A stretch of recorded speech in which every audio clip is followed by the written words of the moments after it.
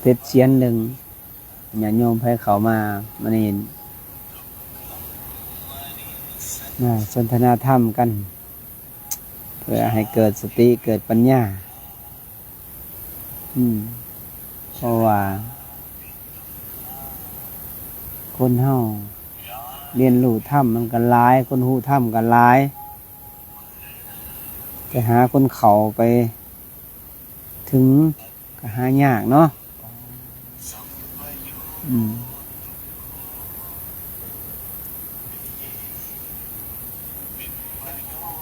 เนาะอากาศนิ่งมังล่มยางคนให้ปรับกันยางใหม่มื้อหนึ่ง3 ชั่วโมงโดยเพราะว่า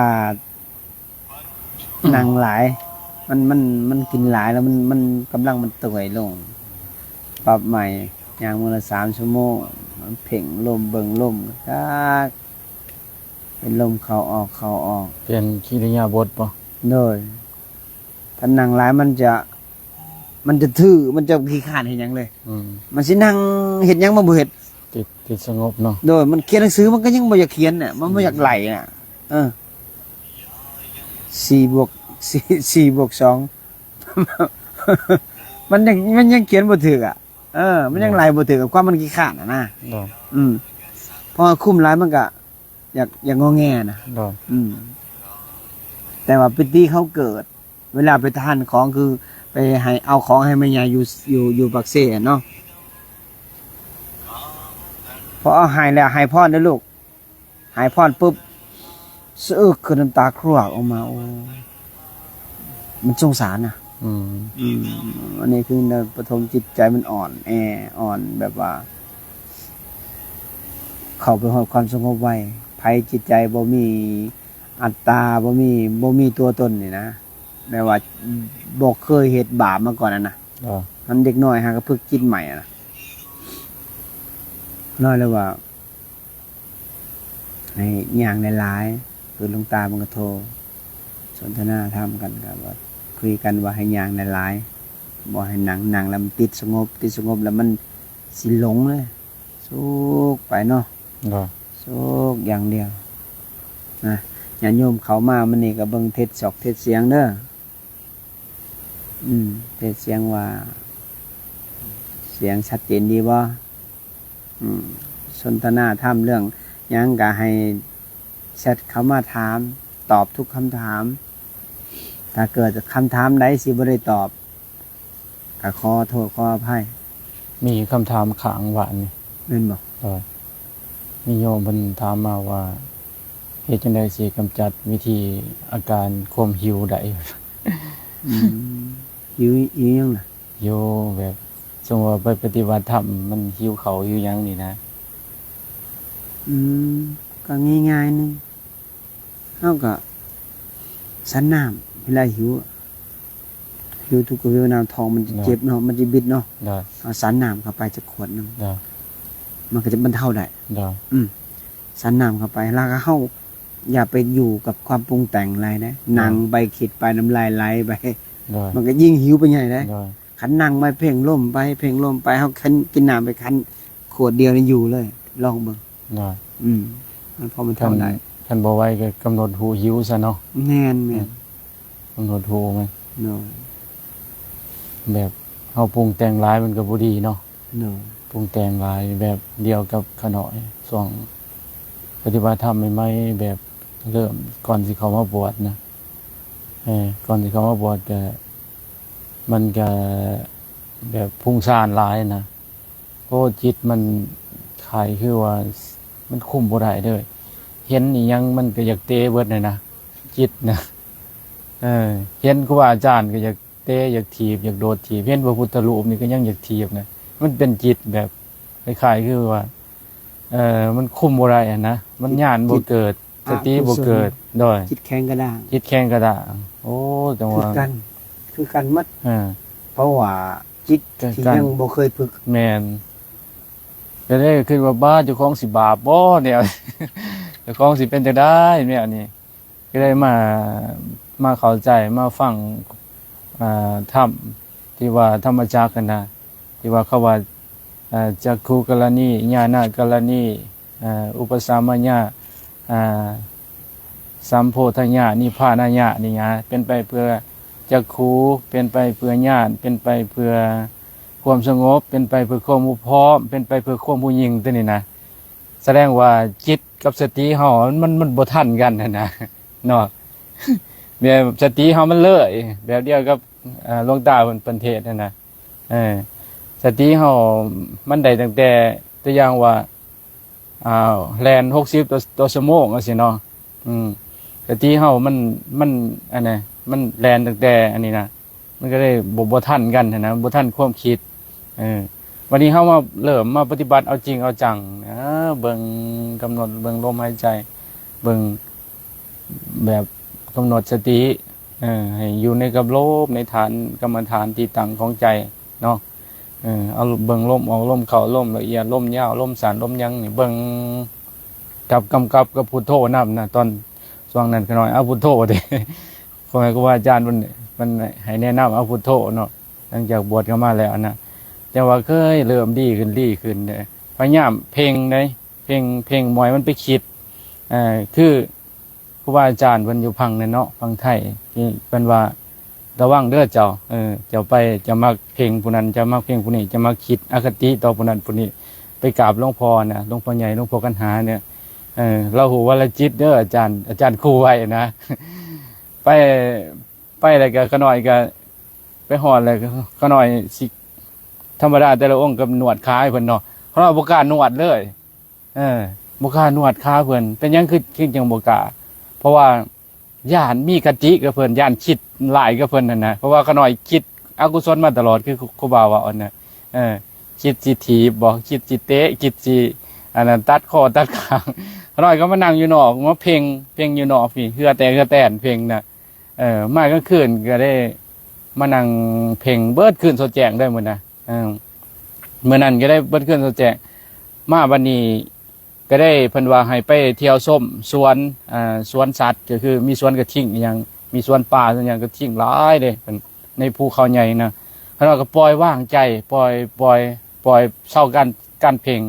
ก็ได้มาหน่อมทั้งด้านกุศลความดีปรมีของเพิ่นน่ะเพิ่นมีความเมตตาเพิ่นมีความจิตใจดีต่อม่วนสัตว์นะเพิ่นเลี้ยงสัตว์ไว้บอกหลายๆนะเพิ่นรักษาป่านะก็ได้คู่ตอนนั้น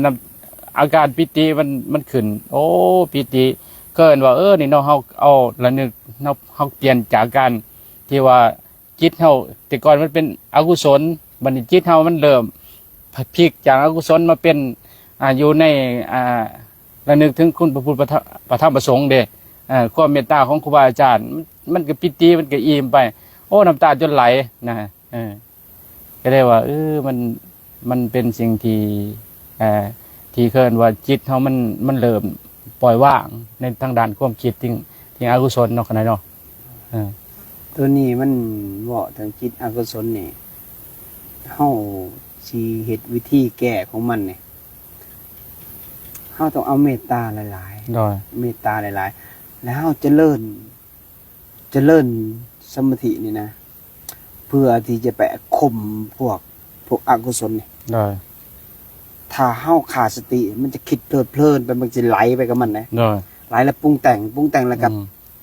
ใจมันเต้นนะใจมันเต้นตึกตับ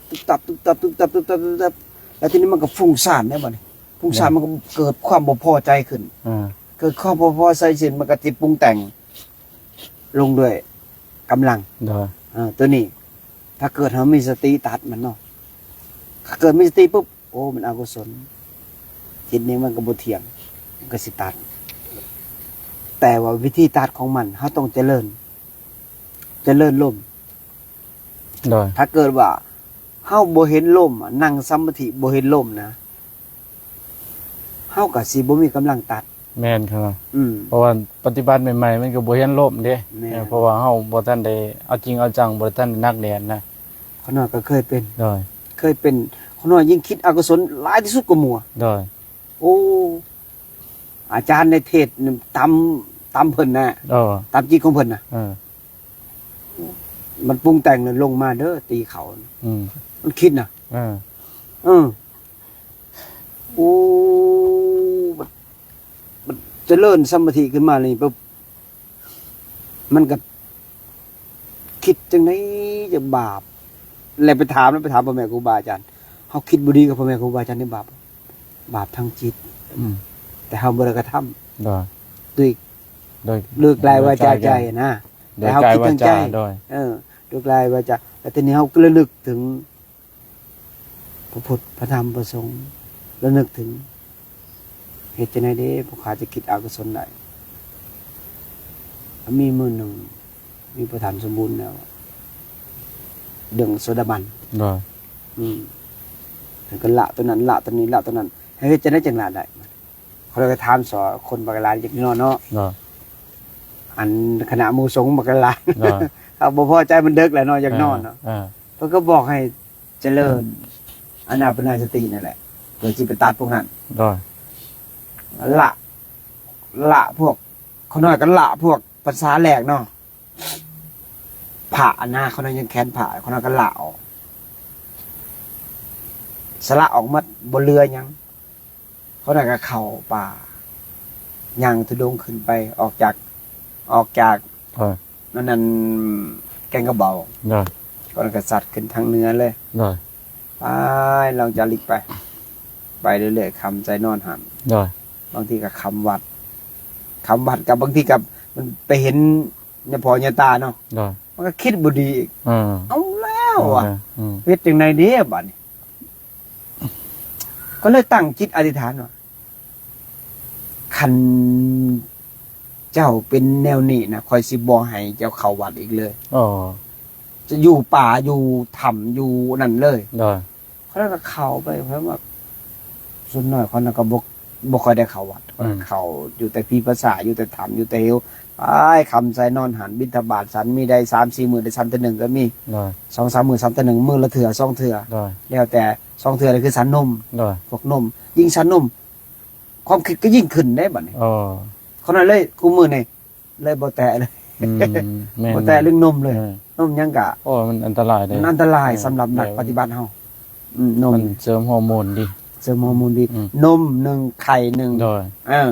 ถ้าไผยังเรื่องตัวนี้นะ เรื่องกามคุณเด้อนักปฏิบัติเฮาเด้อ ก็พรโดด โอ้พรโลดตัวนี้นะ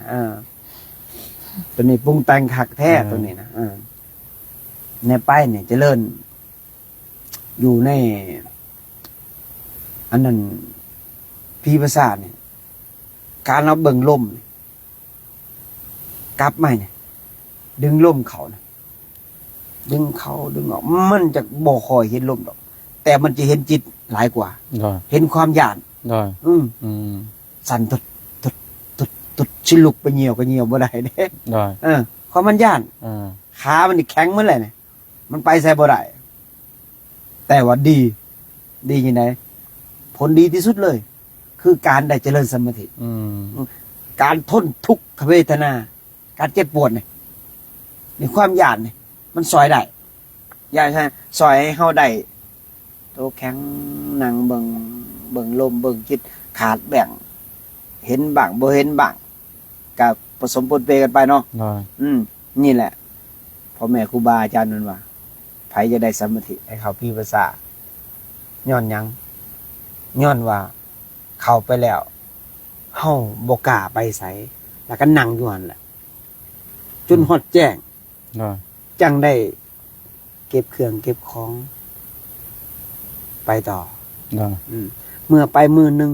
2 มื้อ3 มื้อมันสิ้นนะ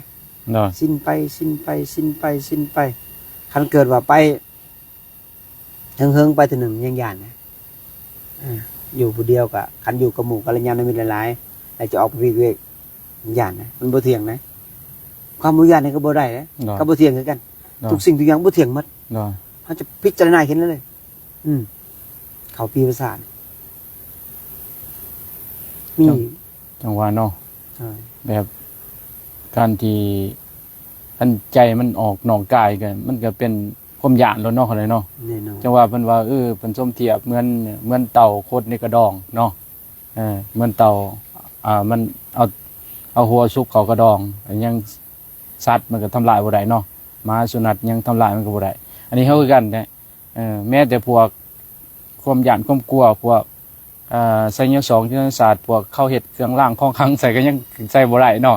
จิตเฮานี่นะสำคัญเนาะอยู่กับลมอยู่กับกายนะ จิตมันไปเสือว่าอยู่หันมีผี คันเกิดว่าเจอคนที่ว่ามันจิตใจกะมันไปเตะมันก็ว่าบ่มีผีมันก็จบแต่จิตจะไปผูกว่ามีผีมันก็มีผีมันก็ยากอันน่ะมันขนาดไปเห็นนั่นน่ะอุปทานเนาะเนาะอุปทานแน่นอนอุปทานตัวนี้นะเห็นบ่เต่ากับกระต่ายแข่งกันหมอเต่านี่ย่างเป็นสม่ำเสมอเนาะหมอกระต่ายนี่ย่างไปแล่นไวกว่าเต่าอีกได้แต่ว่าหมอกระต่ายติดในรสชาติยืนยำกินอยู่มันแซ่บเด้หมอเต่าน่ะขับไปแซงสม่ำเสมอเนาะเข้าสินใจเพราะเราไปเห็นคลิปโอ้นี่ปัญญานี่เป็นยังคนเฮาถึงมาอันนั้นติดในรสชาติย้อนว่าติดในความแซ่บความม่วนเนาะมันหมายติดในรสในติดในความเพลินเนาะติดในความเพลินความเพลินติดในความเพลินมันเฮ็ดให้เสริมอย่างตัณหาเนาะเลยเนาะเสริมความอยากมีอยากดีอยากเด่นอยากดังก็ว่ามันเสริมมันก็ได้เพลินไปมันก็ก่อภพก่อศาสตร์ไปเป็นอุปทานเป็นการยืดไปเนาะเลยเนาะเฉพาะว่าคือเพิ่นว่า เรื่องปริญญาปฏิบัติปฏิเวกนะขน้อยก็ได้เมื่อเข้าใจช่วงที่ว่าขน้อยท่านความคิดนะที่ว่าเข้าใจและเข้าถึงเนาะเข้าใจธรรมและเข้าถึงธรรมครูบาเคยบอกตลอดโอ้มันบ่เข้าถึงธรรม มันมีแต่เข้าใจซื่อเข้าใจแบบสัญญาคือความจำแม่นบ่แต่มันบ่เข้าถึงซั่นน่ะมาเฮามารู้สึกแบบเฮามาเห็นความรู้สึกนึกคิดของเฮานี่นะ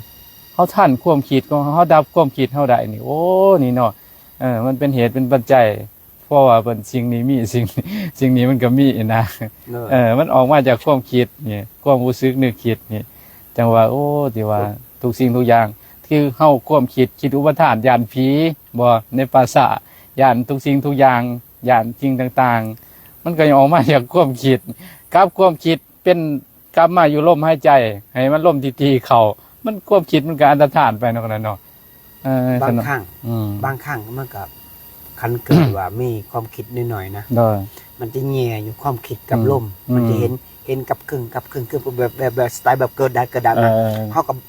ก็บ่ต้องไปสนใจเรื่องความคิดนะเฮาเบิ่งแต่ลมอย่างเดียวมันจะคิดหยังก็เรื่องของมันเฮาก็ปล่อยมันตัวมันจะแข็งขึ้นมันก็จะบ่สนใจมันก็สิเกิดความสิ้นของมันเองคือความสิ้นแล้วเฮาสิกำหนดเข่าแบบใดก็ได้เรื่องเข่าสมาธินี่ง่ายๆเลยแต่ว่าเฮาต้องเบิ่งลมให้เห็นก่อนนี่แหละคนเฮาฮู้คือว่าล่ะฮู้แต่ถ้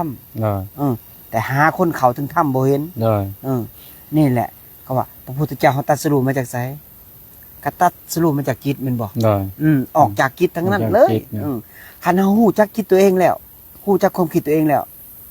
ไม่ต้องว่าถึงแม่นครับแม่นแล้วว่าเขาจะบ่เบียดเบียนบ่หยังเขาจะเบิ่งแต่เพ่งติ้งแต่จิตตัวเองจะเอาแต่ความชั่วตัวเองออกไปความอื่นเรียกเพราะว่าจิตคนละดวงมันบ่เกี่ยวกันเลยไผสิเป็นหยังก็แล้วแต่แต่ว่าจิตของเฮานี่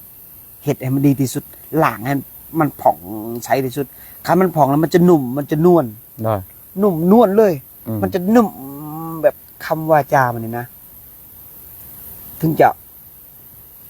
เว้ากระแทกแดกดันแต่ว่าภายในมันจะนุ่มมันจะผ่องใสเลยอ่ะมันจะเบ่งประกายแบบข้างในอ่ะมันจะบ่มีทุกข์บ่มีสุขมันจะหูจักแบบคือสีฟ้าต้องคำเลยสว่างสวัยแล้วเนาะแม่สว่างสวัยเลยตัวนี้นั่นอยากให้นี่แหละคันเฮานักปฏิบัติเฮาได้เห็นจิตตัวเองนี่นะบางคนเห็นหมดทุกคนบอกว่านักปฏิบัติเห็นหมดแต่ว่ามันบ่มีกำลังไปตัดมันตัดอุปทานตัดความปรุงแต่งเนี่ยต้องเจริญสติดีๆไปตัดมันฝนมีดคักๆถ้ามีดฝนดีแล้ว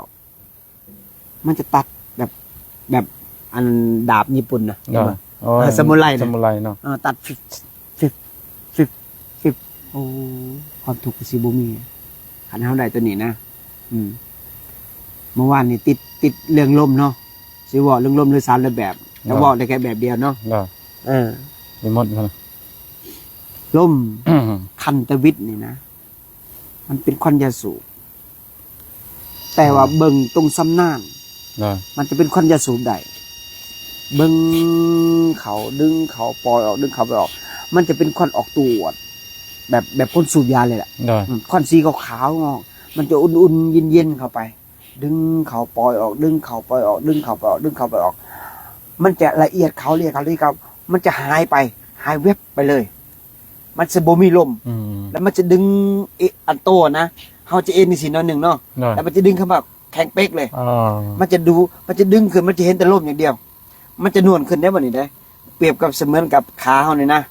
เปรียบเขาสูบลมใส่นะ อ๋อ เมื่อกับหันหนังกลางในลมน่ะ เนาะ จะเนื้อลมหน่อยหนึ่งอ่ะ เนาะ จะบ่มีความเวทนา จะชั่วโมงครึ่ง2 ชั่วโมงครึ่ง3 ชั่วโมงครึ่งหรือ4 ชั่วโมงมันจะเกิดเวทนาหน่อยหนึ่งถ้าผ่านตัวนี้ไปปุ๊บสว่างเลยตัวนี้เนี่ยเขาจะเห็นปุ๊บแต่บ่ให้ความคิดมันแทรกไหนถ้าเกิดมันคิดปุ๊บลงอะไรจังอย่างเดียวเพ่งใช้ลมอย่างเดียว เพ่งลมเพ่งเขาเพ่งออกเพ่งเขาเพ่งเขาเขาก็ฮู้มันเข้าสำแดงออกสำแดงออกสำแดงแต่ว่าความคิดแทรกมาปุ๊บนี่ขันแทรกปุ๊บนี่ขันเอาเพลินๆนี่มันตกปุ๊บมันเงียงขึ้นปั๊บหล่นตัวนี้ถ้าเขาจะไปขั้นที่สองเขาต้องเพ่งลมให้เห็นลมอย่างเดียวอันนี้คือขั้นที่หนึ่งนี่คือขั้นยาสูบคืออุจจาระสมาธิไปแปะฌานปฐมฌานเลยแต่ว่าเกิดจะไปขั้นที่สองเขาต้องบ่ให้เห็นความคิด เนาะ ให้ดึงลมอย่างเดียว เนาะ มันจะนูนขึ้นปุ๊บมือที่สองปุ๊บคันว่าจะเขาละเอียดแล้วมันจะต่อเนื่อง มันจะต่อเนื่องเลยล่มขั้นที่สองเนี่ยจะเป็นเม็ดประกายเลยเม็ดเป็นเพชรเลยอ่ะเป็นเม็ดพลอยเราออกมาเลยพุดดึงเขาพุดมันจะแตกกระจายออกมาเลยนะแตกกระจายจากหูดังเลยจะเห็นเลย มันจะเป็นเม็ดเลยแหละเป็นเม็ดก้อนๆเลยล่ะเป็นเพชรพลอยเลยปุ๊บดับปึ๊บดิ่งเลยจะอิ่มประกายประมาณ 3-4 ชั่วโมง 4-5 ชั่วโมงแล้วแต่ไผหิวหลายกับมันก็หนังหลาย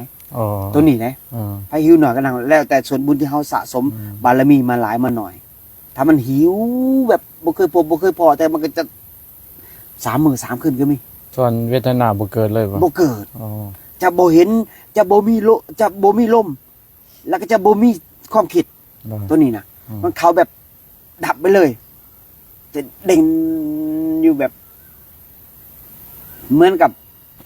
เฮาบ่เคยพบบ่เคยพอนะเขาจะบอกจะวินก้อนเม็ดสีขาวๆนะเฮาจะลอยกลางม่วนแล้วจะเจอแบบนางฟ้าบ่จะเห็นร่องรอยตำหนาเลยหรือว่าจะเจอแบบบังไฟแตกจะจวดเสียงโมทนาสาธุการสาธุสาธุสาธุสาธุปิติมันอิ่มมันนะตัวนี้ถ้าเกิดว่าเห็นบ่อนันทะที่ว่าเจออันยัง เจอน างฟ้าน่ะ โดย และพระพุทธเจ้าถามว่า ตัวใดงามกว่ากัน ตัวใดงามกว่ากัน ระหว่างนางลิงกับนางฟ้ากับแฟนเก่าเป็นบ่แม่นนางฟ้าเนาะสุดท้ายมาอนันทะบ่ซิกเลยเนาะ บ่ซิกเลย นี่แหละ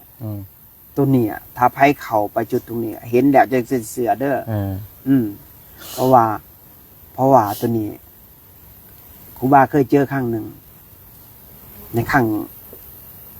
มันดับนี่แหละเป็นเม็ดพลอยลมเป็นเม็ดพลอยนะมันดับอิ่งไปมันดิ่งขึ้นมันไฟแตกจั่ว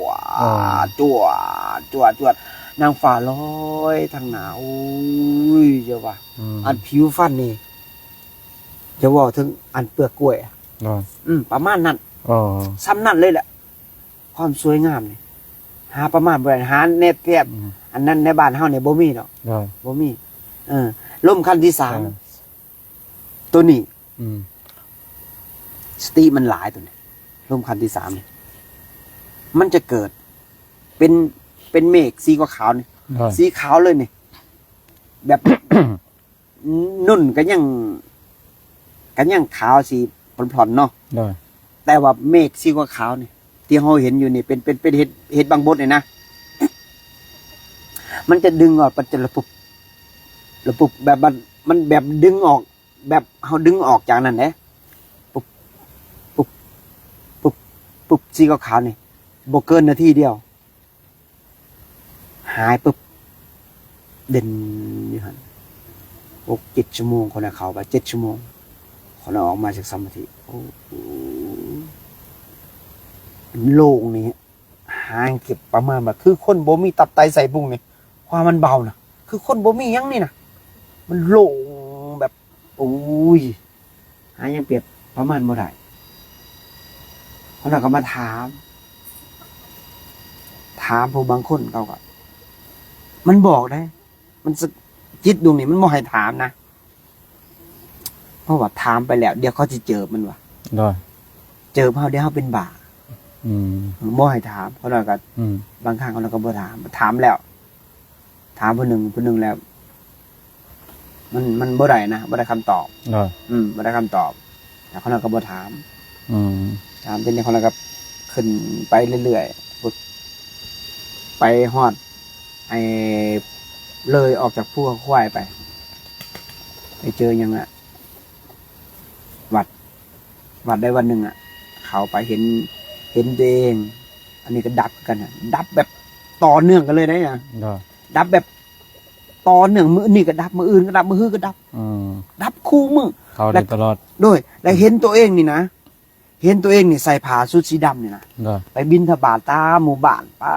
บินทบาทไปเจอหมาสีดำซ้ำนี่ ได้ 5 โตว โอ้ แล้วตัวเองไปเห็นตัวเองยืนอยู่บินทบาทอยู่หน้าเฮือนคนน่ะหมาก็โดดลุ่มมาใส่เลย อ๋อ กัดมือเขาเลยขาด อ๋อ กัดมือจะนี่ขาด อืม กัดแขม อืม ตัวนี้แหละเราเห็นปุ๊บมืออื่นมาอีกได้เห็นภาพอีกเห็นอดีตตัวเองน่ะจะสังเวชว่าเขาจีเข่าแบบนี้คันเวลามันเข่าไปนะจ๊ะมันดิ่งนี่นะอิงแบบตัวหมุนน่ะนะ ได้ แบบขึ้นพายุหมุนน่ะ ได้ โลหมุนหัวกุดน่ะเห็นบ่หมุนดิ่งดับปุ๊บไปมันดิ่งลงนี่เขาหน่อยกั้นใจน่ะ มันดิ่งแบบจรวดยังหาประมาณบ่ได้ดิ่งดับไปปุ๊บยิงลงตัวนี้สภาวะนี่เขาหน่อยยังบอกอาเกตว่าระวังตัวหมุน ได้ โดย ถ้าเกิดว่าเฮามันอิงดับไปปุ๊บเนี่ยเฮาจะเขย่าตัวออกนี่จิตวิปลาสเลย ได้ ตัวเตือนสภาวะตัวอื่นเนี่ยบ่เป็นหยังแต่สภาวะตัวมุนนี่อันตรายตัวนี้อันตรายที่สุด แต่ว่าเขาหน่อยสิว้าวอันโตที่ว่าเห็นโยมแม่น่ะนะโยมแม่เขาหน่อยนี่ให้นำเขาหน่อยนี่นะ ได้ ในศาสตร์นี่เขาน่ะเกิดมาเป็นยุเป็นลูกมันอีก อ๋อ ในเห็นอดีตศาสตร์ที่แรก อืม เนาะแต่ว่ามันเป็นเรื่องจริงบอกเขาหน่อยบ่ฮู้แต่ว่าเขาหน่อยเข้าไปแล้วมันเป็นภาพแบบเขาสายหนังให้เบิ่งนะเป็นหนังย้อนยุคนะเป็นหนังย้อนยุคเลย ตัวนี้นะ ได้ เนาะ เขา เห็น มันเข้าลึกดีเนาะ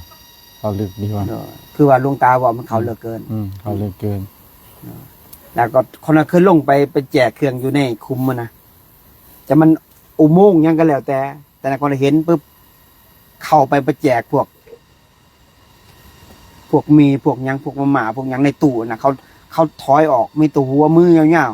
ๆแต่ข้างสองเขาเลยลงไปนี่ดิ่งลงไปนี่ไปนั่งสมาธิไปถามอาจารย์ มันติดกับเวทนาโอ้อาจารย์สิลงยังมันเลิกเกินนั่นแล้ววะ ได้ เลิกเกินใส่หนวดสีขาวๆเสียสีขาวๆเขาเลยนั่งจนในอุโมงค์มืดๆน่ะจนสว่างจ้าเลยประตูดิดปึ้งออกเมื่อดิดปึ้งออกคนไหนไปเบิ่งออกไปเห็นคนจับกระบองอยู่ข้างหน้านะ อืม แล้วคนหนึ่งอยู่ในหนองน้ำอยู่ในแคมป์น้ำคนไหนไปเห็น เห็นโอ้ยบ่กวนบ่เข้าไปแทรกกันดีกว่าโดยเฉพาะกระบองมัน มันก็ดิ่งขึ้นมาพอดิ่งขึ้นปุ๊บมันกำลังมันเตื่อยนะมันลินกับพวกนี้หลายนะมันจะออกเพี้ยนๆนิดนึงโดยนี่คนนั้นคิดว่าคนนั้นมาฟังอันประวัติลุงปู่หมันน้ำตาเขาเนี่ยคอลงโอ้มีคนคือเฮานี่ดินี่มีคนนั้นคือเพิ่นนี่คนนั้นก็คิดว่าคนนั้นโอ้คนนั้นคงสิมีบุญจิตคนนั้นคือเพิ่นน่ะนะแล้วเขาบอกไปตีโลดโฟนเขาไปตีโลดโฟนคนนั้นก็ดีใจแต่นักคิดไปคิดมาโอ้ยคนนั้นคือมีบุญแท้นะเป็นหูเพิ่นกราบหลวงปู่หลวงปู่หมันหลวงปู่จะเรียนคนนั้นครับช่วงนั้นโอ้ยคนนั้นหักเกือบ 2-3 เดือนอาจารย์เกือบ3 เดือนอ่ะมันจะจ่อยจนแบบลิ้นกับพวกอันนี้นะมันคล้ายๆคือว่าขั้นว่าเรื่องญาณกับบุฟเฟ่นี่ว่าสานุสติญาณเนาะแปลว่าระลึกษาได้เนาะเห็นบ่อันนี้ระลึกได้แต่ว่าจักมันแม่นหรือบ่แม่นแต่พอเราเห็นภาพแบบนี้แต่ว่าอยู่คันใดคนบ่บ่จักแต่เราเห็นมันนี่แต่ว่าช่วงนั้นเขาน่ะจ่อยมันคล้ายๆมันก็ในผ่านมาในสมัยปัจจุบันนี่เฮาบ่เจอเห็นบ่แต่ว่าเฮาเห็นมันก็คล้ายๆคือว่ามันก็เป็นอดีตมาแล้วเป็นอดีตแต่เห็นยังบ่ได้เห็นยังบ่ได้มีแต่ว่ามาพิจารณาเพื่อความนิพพิทาความเบื่อหน่ายซื่อว่าเฮาเวียนว่ายแต่เกิดมาหลายภพหลายชาติเนี่ยแม่นบ่ให้จังซั่นก็ได้ว่ามันก็ดีเพราะว่าเฮาสิได้เบื่อหน่ายนะสิ่งที่เฮาเห็นเนาะโดยจนอนุโมทนาบุญนะจนอธิษฐานจนบ่อยากเกิดแล้วโดยแล้วแต่ว่าชาตินี้เขาน่ะครับสิปฏิบัติจนไปเรื่อยๆจนฮอดมือมันตายจะบ่ถอยขึ้นแต่ปฏิบัติไปเรื่อยๆไปได้มันนี่เอาซ้ำนี่ประคองไปเรื่อยๆนะครับถึงมาอยู่จังซี่ก็ประกาศว่าอยู่นี่กับบ่ค่อยมีจิตนิมนต์ปฏิบัติเต็มที่เลยแม่นๆโดย2 เดือนนึงนี่ในตั้งแต่มาอยู่นี่บ่เคยมีจิตนิมนต์เลยสบายก็คือว่าอำนวยความสะดวกในการปฏิบัติเนาะญาติโยมบ่มาของเกี่ยวบ่มาวุ่นวายสบายญาติโยมกับพี่กะอยู่บ้านก็เขาก็ลงสังหอกสังหารเต็มอาหารการกินเพียบไม่ต้องห่วงนี่แหละอานาปานสติเนี่ยอาจารย์เนาะถ้าไผพึกอานาปานสติล่ม3รูปแบบจะเข้าไปถึงเลยเนาะจะเห็นด้วยพิสูจน์ด้วยตัวเองอานาปานสติคนจริงของแท้จะได้เห็นเนาะขน้อยมีแต่เป็นประเภทนิมิตส่วนหลายมันประเภทนิมิตคือช่วงนั้นยางทุรงมาตั้งแต่คนบ้านนั่นแถวห้วยกองพุ่นนะอย่างมื้อนั้นประมาณ30 กว่ากิโลอันน่ะก็ได้มาแวะพักในวัดนึงนะวัดนี่ใกล้ๆกับเมืองปากซองเนี่ยย่างมาแถวมันนี่ก็มาแวะพักบัดนี้มันก็ย่างเมื่อยเนาะย่างเมื่อมือ30 กิโลเนาะมันก็ธรรมดามันก็เมื่อยขาขึ้นปั้นพุ่นแล้วขาปั้นพุ่นแล้ว30 โล30 โลมากก็มานอนหลังจากนั้นแล้วก็ พักผ่อนก็กางกดนอนในวัดมันก็วันแล้วก็เฮาก็นิมิตเห็นนะนิมิตเห็นแบบพวกที่ตายไปแล้วแบบคนบ้านเดียวกันนะไปเจอเขานะหลังจากเจอเข้าไปแล้วก็เข้าไปอีกในการหนึ่งเข้าไปมันก็มีเขาเห็นนั่นคล้ายๆคือเป็นหมอกระทะแล้วก็เขาเอาซัดอย่างลงให้ในหันฮ้อนความฮ้อนนะฮ้อนพ่นขนาดฮ้อนแถวฮ้อนว่าความมันฮ้อนมาวันนี้ก็ได้มี2 คนมาทักทายซะหน่อยว่าเจ้าชื่อนั้นบ่เพิ่นว่าได้เอ้าคือฮู้ชื่อเฮาได้แนวใดนะอ๋อแม่นชื่อนั้นแหละก็ได้ว่าคันชื่อนั้นเอ้าเจ้าฮู้จักชื่อเขาจังได๋ก็คิดว่านะก็ได้ว่าแม่งอีอยู่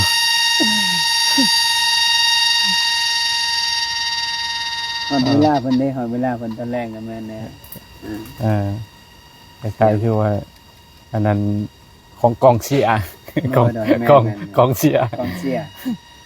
มาก็มาเจอกับเพิ่นว่าข่อยโซโลวนเวียกหลายว่าซั่นข่อยเฮ็ดหน้าที่ของข่อยคันเว้าแล้วก็คือพวกดูแลนรกนั่นแหละพวกดูแลอันนั้นไล่ซื่อหรือว่าคันสิว่าจัญญพิบาลเนาะข่อยโซโลวนหลายมีแต่ว่าให้เจ้าหั่นเอาปึ้มนี่ในหอสมุดนี่เปิดเบิ่งไล่ซื่อเจ้าเอง ว่าเจ้าสิตกนรกคุมใดว่าซั่น มันเว้าหั่นนะขน้อยก็ไปก็เขาไปเปิดเบิ่งก็เปิดเบิ่งเห็นชื่อผู้นั้นชื่อผู้นี้ชื่อผู้นั้นชื่อผู้นี้นะหลายชื่อแต่ว่าหาชื่อขน้อยบ่เห็นหลังจากขน้อยก็หาชื่อบ่เห็นก็ออกมาก็มาเบิ่งมาสังเกตเบิ่งโอ้คนมันถูกข์มันทรมานมันหอนมันทดนั่นนะมันเฮ็ดบาปกรรมมาจังซั่นจังซี่พอดีรู้สึกอันนั้นตื่นขึ้นมารู้สึกโตขึ้นมาเครื่องแตกเบิด เครื่องแตกเบิดอาการแบบนี้นะ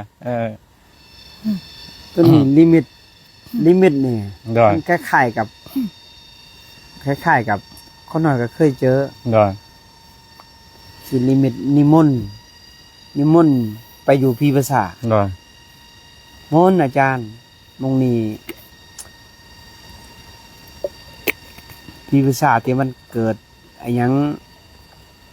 คนตายมีแห้งดูลดความอ่ะนะ ดอย นิมนต์อาจารย์มาทุดงแต่ไกลแท้ มันฮู้จักพร้อมได้ว่าเฮามาแต่ไกล ดอย มาแต่หานแต่นี่ฮู้จักพร้อมมาแต่ผู้ก็ควายมันว่ามนต์อาจารย์มาแต่ผู้ควายไกลมนต์มันพักแน่จาก4-5คืน ดอย ใส่ผ้าสีขาว แล้วก็ใส่ผ้าเบียบบ่าย แล้วก็แต่งกันหาผู้หญิง2ผู้ชาย2คนนั้นก็เข้าไปในที่ประสาทนะตอนเสาร์มาปุ๊บคนนั้นก็ไปปรากฏ ดอย ภาวนาไปปรากฏภาวนาอยู่หันจนได้4 คืน 5 คืน 4 คืน 5 มื้ออาเกตเขาซ่านละหันกล่องใส่เนี่ยเขาสติตั้งสติลูกอันนี้มันตัวดึงนี่คือสภาวะแบบนี้คออะไรเงี้ยนี่เขาดึงข้อจะแข็งอันนี้เขาซ่านเรียบร้อยแล้วนี่เขาสมาธิแต่เป็นสภาวะที่ดึงบางทีหนาจมกับพื้นบางทีจะง่ายหลังอันนี้คือเขาเรียบร้อยแล้วนี่มันแข็งแล้วนี่แต่เขาเป็นจิตอ่อนเขาตั้งสติบ่อยู่อันนี้คือตั้งสติบ่อยู่เด้อญาติโยมเด้อ บ่แม่นนอนหลับดิ บ่แม่นนอนรับได้นี่นะบ่แม่นนอนรับได้อันนี้คือเขาสมาธิได้นี่นะเงือครัวมาบ่ได้บ่ มันแข็ง เงือครัวมาบ่ได้บ่ มันแข็ง แข็งบ่ มันแข็งกระเดะนี่เด้ตัวแข็งเลยนี่มาจับพวกแม่นี่มันแข็งนี่แข็งแล้วแข็งแล้วนี่โดยแข็งแล้วนี่อันนี้คือก็เขามันนี่กูบาเล่งความเพียรเขาย่างจงกรม3 ชั่วโมงจิตมันสงบเนาะจิตมันสงบเขาธรรมะเขาเจอดูในตัวแข็งเลยนะ มอยบ่ายได้ติบ่บ่ายก็ได้ติเพราะว่ามอยบ่ายนะ บ่เป็นหยังเพราะว่าเฮาบ่ได้เจตนาวังหลายเพราะว่ามันยังน้อยอยู่ตั้งสติลูกตั้งสติเด้อการเวลาไล่สดมื้อนั้นก็จูบกับพื้นนี่ผู้ดังเนี่ยอาจารย์นะจูบกับดินแล้วเขาน้อยเป็นห่วงนะมันหันใจบ่ออกนะ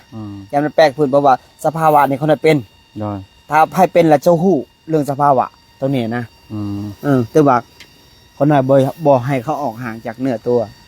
เพราะว่าเขาสัมผัสไม่ได้เขาไปนั่งบนเดียวเขานะเขาติดมวนน่ะนะติดมวนนั่งในก้นน่ะนะ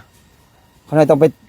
กลางคืนมาก็ต้องไปเลาะเบิ่งแต่ละกุศสามเณรนี่เพื่อโบเขาก็มีทางอย่างจงกรมของเขาทุกคนมีทางอย่างจงกรมแต่ทีนี้เฮาต้องตัวนี้นะต้องระมังต้องระวังเพราะว่าเขายังน้อยเนาะบ่ให้นั่งหลายให้ย่างหลายเพื่อบ่ให้มันติดสงบถ้าติดสงบแล้วมันไปใส่บ่ได้นี่แหละตัวเขาจะแข็งปึ๊บมันนั่นจนได้หามมันน่ะเนาะเห็นอยู่ที่คลิปเนาะเห็นอยู่จนได้หามคนตกมาปุ๊บก็นำมันเขาจะปล่อยยานขับเป็นวัดตัวนี้แหละไปฮอนไซเลยไปฮอนมนต์ประสาทเนาะแล้วก็ออกมาแต่หันออกมาแต่พี่ประสาทละสีเกินนาขึ้นแต่บางครั้งคนเคยเจอเด้อันเขาบอกนะขาบวมเลยนะอาจารย์เมื่อยบ่สินะเมื่อยบ่ย่างมาแต่ไกลมึงเป็นไผมึงออกมาดูมึงคือมีแต่เสียงแต่มึงเก่งแต่มึงออกมามันออกปุ๊บตัวหนาเลย โอ้ตัวบักใหญ่เลี้ยวก็ตกกระจายเอามาขายมาบ่ให้ซุมื้อ เห็นตาเนื้อหรือบ่ ฮะ เห็นตาเนื้อบ่ เห็นจะเลย ตาเนื้อเลยเนาะ บ่ในสมาธิ อ๋อ โดย อ่า ในสมาธิขาเขาหน่อยนี่บวมนี่เนาะ อืม บวมปุ๊บนี่มันก็มานวดได้อาจารย์ ได้ มานวดให้ อืม นวดให้เขาเราคิดว่า30,000น่ะเขาเราจะนอนจะตีนผู้ อืม อยู่วังเวียง ได้ ก่อนอันเลยวังเวียงมาหน่อยหนึง ได้ สีเทาใจเสียงกาสีคนละกินวันจะนอนหัน30,000คนนั้นก็มีนมแน่มีขนมปังแน่มีสมแน่น่าจะสันได้อยู่มี2ห่อ ได้ น่าจะอยู่ได้อยู่3 มื้อ ได้ เขากินมื้อละห่อ ได้ คิดในใจนะแล้วทีนี้ตอนเช้ามาปุ๊บมันนวดอ่ะนะมือมันนิ่ม ก็ นิ่ม นวดให้เด้อนวด โดย นวดขานี่บ่ โดยนวดขานี่ เออ เขาหน่อยติด อืม ติดเขาแล้วก็ยังคิดหอดเขาอยู่นะ อืม เวลาเจ็บปวดเวทนาเกิดนี่โอ้ยหมอน่ะคือไปใช้ได้คือบ่เห็นมาเลย ผมบ่มานวดให้ว่าติ โดย มันมานวดอะไรนี่ตอนเช้ามาปุ๊บมันหายเด้ โอ้หายเลยว่าปันปิดทิ่มเลย มันไม่ทิ่มเลย โอ้ บ่บวม เออ แล้วเขาเลยกับมันแปลกพี่ลุกแล้วคนนอก คล้ายๆคือว่าถ้ามาโอสถเนาะ โดย โอ้ คนนอกก็เลยติดใจ เออ ผู้นั้นที่มานวดให้เขาหน่อยนะ อืม เท่าคู่มือนี่เลย บางมันเผลอไปเจออันบ่ โดย เออเออ ติดตัวนั้น มันคล้ายๆคือว่า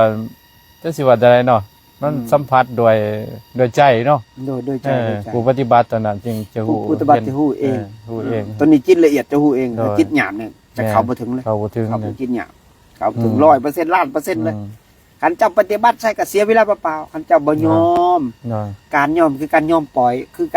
ารปล่อยวางไง หน่อย บ่แม่นว่า อืม ว่ายอมแบบทุกสิ่งอย่าง อืม ยอมคือการยอมเนี่ยการละการยอมเนี่ยการปล่อยวาง ใจมันอ่อน หายใจมันนิ่มนวล นิ่มนวลด้วย โดย อืม หายใจมันแข็งกระดังนี่เชิญ เจอเนาะ เกิดอีก100ชาตินี่คือเก่า หน่อย นี่ก็หน่อย อยู่พุทธากายามันถล่มมาปุ๊บ หน่อย เห็นอัตราตัวตนตัวเองโอ้โห อ๋อ ตัวเองติดตัวนี้ อ่า มาหลายภพหลายชาติอะไรหรอ อ่า เห็นเลยอาจารย์อยู่อันนั้น อืม อันไปกราบอันไอ้สังพุทธเมตตาเนี่ย หน่อย อยู่ในพุทธากายาน่ะ โอ้ คนในนางยอน4-5 ชั่วโมงนางอยู่กระเป๋ามาวีดตี อ่า ตีคนนั้นจะออกมาสักทีออกมาเงินเต็มหน้าตักอ่ะ อ่า และคนนั้นมือที่2มาคนนั้นประกราศพุทธเมตตาแล้วก็ญาติโยมจากศรีลังกาบ่จากเมียนมาบ่จากไสจากไสเวียดนามบ่เขาย่างเอาพดุงกบหัวคนนั้นไปน่ะ หน่อย คนนั้นเลี้ยวเห็นมันนี่เลี้ยวเห็นมันบ่หายเด้ อ่า มันก็นิ่งแท้ตะกี้มันเคยบ่ยอมคนนี่นะ อ๋อ เห็นถล่มเลยมึดตึก ว่า อันตึกถล่มเลยจัน อืม โอ้คนนั้นเลยมันมา แต่อินเดียมาคนนั้นก็มันก็เลย คนอันที่คนถักเขาหน่อยนะถ้าคุณไปอินเดีย หน่อย คุณจะระเบิดที่อินเดีย ม อยู่จังหวัดอุตรดิตถ์นะ ได้ได้ โอ้แต่การมาแต่อินเดียเขาก็มันคิดได้บัดเนี่ยมันคิดหยังต้องเผยแผ่ต้องเผยแผ่ อืม เขาหน่อยไปขออันนั้นบอกอาจารย์ขันอาจารย์ทองเปล่า อืม เขาก็ร่วมเงินใส่กันนะผู้ละ500,000ผู้400,000ผู้700,000ซื้อโทรศัพท์ให้เขาหน่อยเครื่องหนึ่ง อ๋อพอได้ถ่ายคลิป พอได้ถ่ายคลิป อ๋อ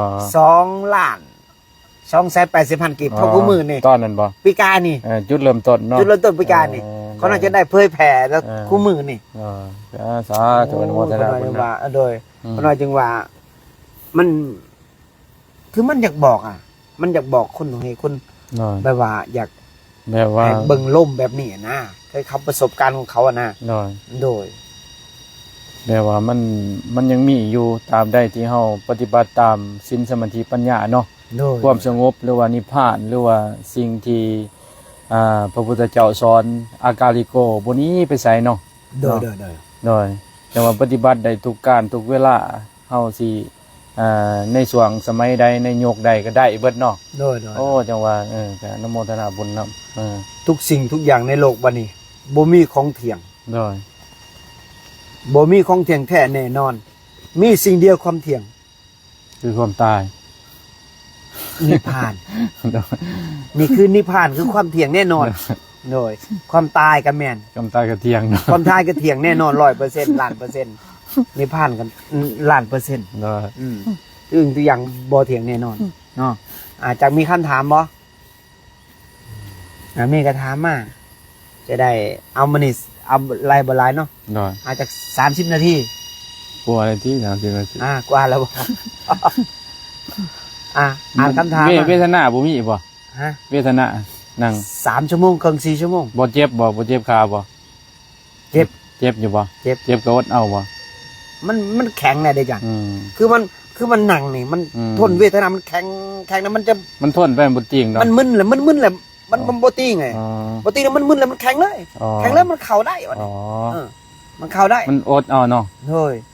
แต่ขน้อยนี่มีแต่ปิติเกิดหลังจากผ่านเวทนาหนึ่งไปนะเวทนาขันหนึ่งไปตัวอย่างว่ามันเจ็บสุดๆแล้ว คือขน้อยเจ็บสุดๆแล้วก็บ่สนใจมันมีแต่กลับมาลบอย่างเดียว โดย เบิ่งลมอย่างเดียว คือ เอาลมอย่างเดียวบ่สนเวทนา บ่สนเวทนา ด้วย คือเฮาบ่สนธาตุสีขันธ์หาเลย ด้วยบ่สนมันเอาแต่ลมอย่างเดียว เอาลมอย่างเดียวโดย เอาแต่ลมสุดท้ายมันก็ มัน เจ็ หาย บ ไป ที่สุดด้วย มันหายไป มันเจ็บขึ้นมาแล้วมันเจ็บมากดมัน มันดึงมาขาแล้วมันมากดมันนี่ โดย มากดแล้วก็มาหลังมันนี่ เอ้ย มันก็เลื่อนไปเลื่อนมาเลื่อนไปเลื่อนมาเลื่อนไปเลื่อนมาก็ทราบมันสิเบิดกันนะสุดท้ายมันก็คอยใหม่มันเจ็บสุดๆแต่มันก็คอยใหม่เอง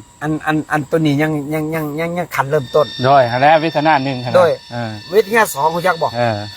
มันเป็นโซจัน บอก เป็นโซเกี่ยวมันหมุนตามขาเลยหมุนมืดตัวเนี่ย เออ โอ้โหตัวนี้นะ ว่าก ระดูกแก็บหัก บอก เห็นนะ อืม ทนเวทนาที่สุดตัวเป็นโซนี่เกี่ยวนี่ เด้อ โอ้ไพ่เจอตัวนี้ทันคันไพ่ผ่านได้ละ เออสุดยอดเนาะ แยกน้ำแยกรูปเลย เออ ตัวนี้แหละ ขนาด สาธุโมทนาน้ำตัวนี้ตาว่าเขา ได้ เขาพ่อนะ เด้อ พ่อกับพ่อ แต่ว่ามันเวทนาไปเบิดแล้วมันจะมีแต่ปิติเกิดโอ้มันรู้สึกว่ามันโอ้มันสบายใจมันเฮาชนะเฮาเห็นการเกิดดับของเวทนาเด้นี่มันบ่เที่ยง ด้วย มัน จะเห็นขึ้นกระโดดปุ๊บมันจะเบาปัง แม่นแม่น ลมมันจะอัดขึ้นปุ๊บมันตาจะคลอออกมาเลย โดย ตัว โดย นี้ โดย มันมาทำเด้ง มันมากของมันเอง โดย เออ คันว่าปีติเขาจะบ่มีสิ่งปรุงแต่งนะคำปีติเนี่ย ได้ คันปรุงแต่งปุ๊บเนี่ยมันจะกลายเป็น อืม เป็นการปรุงแต่งถ้าปีติปุ๊บเนี่ยน้ำตาเนี่ยมันอยู่ซื่อๆนี่นะ ซื่อๆ เขาไม่ได้คิดอย่างนั้น ออกมาเองเนอะ ออกมาเปียกมัด โดย คือมันนั่น อืม เขาหน่อยอยู่อันนั้น ลองลวง อยู่นองหลวงมันนะกระแมน โดย โดย แต่ว่าหลายที่สุดในชีวิตนี่ปีติก็น่าเกิดน่ะคืออยู่ อันไอ้หยังกุซินาล่า โอ้ พอเอ้ย อืม ลูกมีบุญ ลูกสิมากราบพอไหม โดย โอ้ยมันหลังออกมานะบุญ ครับ บอยอนเป็นชั่วโมง2 ชั่วโมง อ๋อ เปียกมัดตัวนี้นะ อืม แต่ว่าเขาถ้าเกิดปิติปฐมยชาติครั้งแรกอยู่ในแกงโดนอ่ะ อันนั้นเขาได้ดิ่งขึ้นไปแล้วก็ออกมาลมอัดคุมปุ๊บน้ำตาคลองออกมาแล้วก็ไหายซื้อนะก็บดแล้วก็อันนั้นก็สุดยอดคือกัน โดย โดด อ่า อันนี้โอ้ความอิ่มนี่ อืม สุดยอดตัวนี้ แล้วคำถามยังไง มีคำถามประธานอยู่เถื่อ แก้สมาธิหกได้ตรงไหน ฮะ แล้วเขาสมาธิจะที่แก้ได้หกโอ้โหเดินสาย ไม่ต้องแก้ยังเลย อันนั้นมาแค่จิตโหลดฝนไม่ต้องแก้ยังแค่หูมันมวนกับมันก็พอ โดย ขามีสติกับมวนกับมัน มวนกับมัน เอ เนาะ อฮอเฮิร์นเดินอากาศมวนกับมัน อย่าลินร้าย เออ เดี๋ยวมันจะติด เออ บอ ม สาธุโมทนาและขับให้เขาได้ เอออั อันพิธีโหลดฝนเนี่ยมีบุญหลายที่สุดแหละโมทนาสาธุนำเด้อไม่ต้องไปแก้มันแก้หูมัน มีสติกับมัน อย่าไปลินกับมันหลายแค่มีสติ โดย มันจะไปใส่กับหูจักมันเท่านั้นน่ะ มีอีกบ่อืม น้อยของตาเวลามีพัสสะมีพัสสะมากระทบ มันสิดินคันในหัวใจ เห็นหัวใจ แก้เนื้อไหลกับเวลาพัสสะมากระทบ ตกใจและตื่นครับเห็นความคิด สติมันบ่ดีเนาะ พูดขึ้นมา อืม พูดขึ้นไปตำหนิคนอื่นครูบาสิบาท น้อยมันบาปแล้วมันเป็นทุกข์ในใจเจ้า จะปฏิผู้อื่นเขา ปฏิบัติธรรมเพื่อ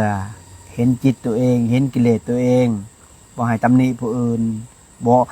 มันหายกับหูมันหาย มันโทสะกับหูมันโทสะมันบ่แม่นตัวตนของเฮาจะไปยึดมันให้หยัง ได้ ทุกคนเฮาเกิดมาเนี่ยมันยึดได้ ได้ ยึดไปดัดแปลงผู้อื่นอยากให้ผู้อื่นเขาดี อืม คือเฮาเฮ็ดแล้วบ่ได้ดังใจเฮาแล้วมัน ได้ เป็นทุกข์ ได้ ทุกข์แล้วมันโทสะขึ้น ได้ นี่ตัวนี้ได้ กรรมหาตัวเองดีที่สุดเนาะ กลับมาหาตัวเองเบิ่งตัวเอง ได้ โอ้ อื ยมันจะสว่างขึ้นแล้วจะแจ่มแจ้งในพระพุทธศาสนาเลย ได้ บ่ตำหนิเขาบ่ตำหนิผู้อื่นบ่ว่าลูกเมียบ่ว่าไผก็แล้วเฮาเบิ่งตัวเองเองเฮาปรับตัวเอง โอ้เป็นหยังเฮาบ่ดี เป็นหยังหัวใจเฮาตึงเต้นเป็นหยังเฮาถึงอยากหาย เป็นหยังเฮาจะโทสะขึ้นย้อนเฮาหยังย้อนเฮาความโกรธความหลงความหยังเฮาบ่มีสติเฮาต้องฝึกสติด้วยสมาธิเด้อโดยอานาปานสติเด้อโยมเด้อ ลมละลาย อืม อันเนี้ย เวลามันอยากหายนี่เฮาแก้วิธีเดียว เจ้าหันใจเลิก ทำใจเรื่อยๆปล่อยออก ออกสัก3 บาท เจ้าเศร้าหายโลด บ่ต้องเสือกว่าบาทจะลองเฮ็ดเบิ่งเด้อ ได้ 3 เทื่อเจ้าหันใจเข้าปล่อยออกจะหยุดเลยความหายเจ้านะเจ้าบ่เสือจะลองเฮ็ดเบิ่งตัวนี้แหละ แก้ง่ายๆความอยากหายนี่ ถามแม่เวลาขน้อยนั่งสมาธิบางครั้งหู้สึกโตเบาแต่ขน้อยย่านเป็นย่อยย่านเป็นย่อนหยังแล้วออกมาจากสมาธิ น่ะกิเลสมันยันตายยันเป็นยัน ได้ กิเลสมันยันตายยันยังโตเบา จิตเบากายเบา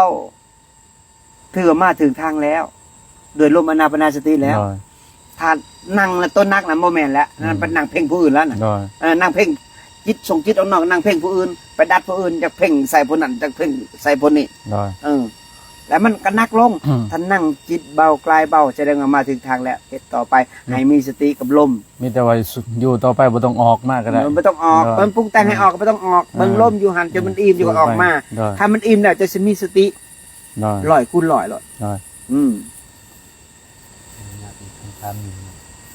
การเหาะในสมาธิใส่งานยังได้มี ใส่งานยังได้การเหาะในการติดในฤทธิ์ในเดชปิติโลดโผนถ้าเจ้าเข่าแล้ว เจ้ากับเบิ่งมันว่ามันเหาะไปใส่เหาะขึ้นเหาะลงดิ่งไปดิ่งมาถ้าเจ้าลิ้นมัดมือมัดขึ้นเจ้ากับออกมาเจ้ากำลังจะตกแน่นอนจะเพลียจะเมื่อยเจ้าต้องชัดคือครูบาเนี่ยมันดิ่งขึ้นไปอย่างจะกลมองนอกโลกดิ่งลงเหาะลิ้นแล้วก็ออกมาปุ๊บจากสมาธิมันเพลียครูบาต้องชาร์จแบตเตอรี่ตั้ง6 ชั่วโมงถึงจะเต็มกี่เก่า3 ชั่วโมงขั้นต่ำค่าสูง6 ชั่วโมงอันนี้ต้องชาร์จแบตเตอรี่ได้ถ้าเกิดว่าแค่ปีติโหลดโผนมันเป็นแขกภายในแต่ร่างกายเขาอยู่มุงเก่าแต่จิตเขาไปเนาะมันดิ่งขึ้นดิ่งลงไปเหาะเดินอากาศมันก็ได้เมื่อยเนาะมันเมื่อยเพราะว่ามันแบบว่ามันมวนนะมันมวนนะความโอ้ยบอกตำสื่อแล้วมันเปรียบเสมือนกับมันหายังเปรียบบ่ได้ความมวนนะโดยหาเปรียบว่าเครื่องบินยังบ่ทอกับบ่ทออันนั้นความไวของมันนะลุงปฏิโลดฝนนี่อาเกตสภาวะนี่เกิดขึ้นอีกแล้วยันโยมเน้นบอกดึงลงอีกแล้วเนี่ยบ่แม่นรับได้เนี่ยดึงลงกับพื้นดินเลยเนี่ยโตนี่แข็งแล้วนี่แข็งเป๊กเลยนี่กูดังนี่จุดึงเนี่ยกูบาต้องดึงขึ้นเพราะว่าลมหายใจเขาจะอยู่กับพื้นแล้วมันดูเลยเนี่ยยันดูเลยเนี่ยซอยเนี่ยก็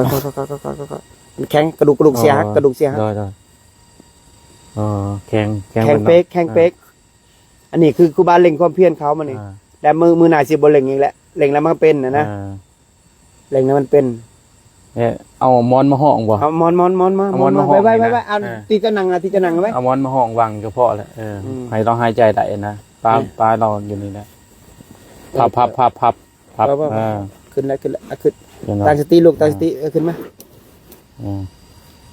ครูบาต้องดัดขึ้นบ่เคยดัดบ่ดัดได้ขน่อยยังดัดได้เลยโตแข็งเนาะโตแข็งเป็นหินเลยเป็นพระพุทธรูปเลยแข็งก่อนเข้าพรรษาครูบาได้สอนลูกศิษย์เป็นพุทธบูชาธรรมบูชาสังฆบูชาครูบาภูมิใจเหลือเกินอันนี้คนที่3ได้แล้วคนที่2ยังบ่ได้มานำคนที่4จะเป็นยังบ่เปิดเผยแต่ว่านิ่งคือกันคนที่อาจิกยิ้มอย่างเดียวเลยยิ้มอย่างเดียวจิกยิ้มหวานอย่างเดียวเลยนั่งมีสิแล้วเพิ่นนั่งมีความสุขขนาดได้นิ่งหวานมันคำถามนะเนาะเดี๋ยวสิได้ดูแลเกตต่อเมื่อคืนนั่นจนดึกทั้งสี่แล้วจนดึกจนกลางมุ้งหากดมากางให้พอหน่อย อืม เอา เพราะ ค่า ว่า ได้จะ บ่ เด้อ ให้ยุ่งครบ เอาจิกเด้อยิ้มหวาน อืม กินกองไว้ให้เพิ่นแน่เบิ่ง อ่ะ เพิ่น อันนี้ขอเจริญพรญาติโยมสิบอกเนาะไผอยากมาประพฤติปฏิบัติก็ก็มาได้เด้อบ่ว่ายิ่งบ่ว่าชายบ่ว่าอยู่ไผก็แล้วแต่มาปฏิบัติได้ อยู่นี่ปฏิบัติคู่มือตั้งแต่5 โมงครึ่งฮอด9 โมง ได้ ตี 4ฮอด6 โมงเช้า ได้ ฮอดตี 5 กว่า ได้ ๆกลางเว้นย่างมื้อละ3 ชั่วโมง ได้ แต่ว่าคนลอยได้ศรัทธาได้ ได้ จังมาได้กันมาแล้วนอนบ่ได้ได้ ขอหน่อยคัดสิมาก็แนะนำในหนึ่งได้บ่ โดย คือยาสินยุ่งกันยุ่งมานำ สาธุมียาสินยุ่งมาพร้อมเด้อญาติโยมเด้อมีมุงมาพร้อม โดยยุ่งเยอะ ยุ่งหลาย เด็กหลาย เพราะว่าตอนช่วงนี้มันขน่อยฝนตก ฝนตกเนาะ โดยฝนบ่ตกบ่มีเลย เออ มีหน่อยเฮานั่งนี่นั่งสบายเล ข ย อหน่อยจนอยู่กดตลอด โดยอันนั้นทางชนบ่มียุ่ง แต่ชนทางยาปองนี่บ่ค่อยมีว่ายาปอง อ่ะ โอ้ยหลายกัน หลายกันเนาะ อืม แต่มี ป่าสัม บ่ มีแต่ชนเขาหน่อยนี่บ่มี บ่ ส้นนี่บ่มี มันหลงเนาะ โดยมันหลง อ๋อวันขอหน่อยอยู่ร้ายขนาดนั้นออกมาจากกดบ่ได้เต็ม โดย โอ นี่ เค ก็ ได้ ผ่านไปเกือบจะเท่าไหร่นี่ผ่านไปจักชั่วโมงหนึงเนาะ ให้พอดบ่ หายพรมัน เออ เดี๋ยวอาเกตสิรบกวนอาเกตไลฟ์ ได้ เพราะว่าอาเกตกำลัง เข้าฌานอยู่เข้าสมาธิอยู่แผ่เมตตาเข้าสมาธิแผ่เมตตาสาธุ สุขีทีขายุโกภวะอภิวาตนาสีริสานิจังวุธาปจายโนยะตะโรธรรมาวัตันติอายุวันโนสุขังพระรัง สาธุใครอยากมาเห็นอาเกตสัมผัสเอาเองเด้อญาติโยมเด้อมาสัมผัสเองเด้อสาธุอันนี้บ่ได้สิ้นชุดเนาะ